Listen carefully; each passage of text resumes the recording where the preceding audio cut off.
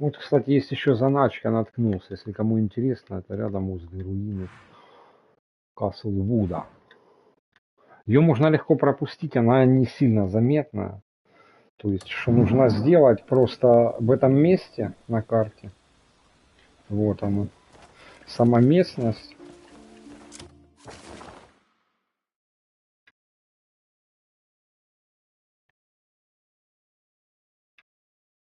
Вот здесь.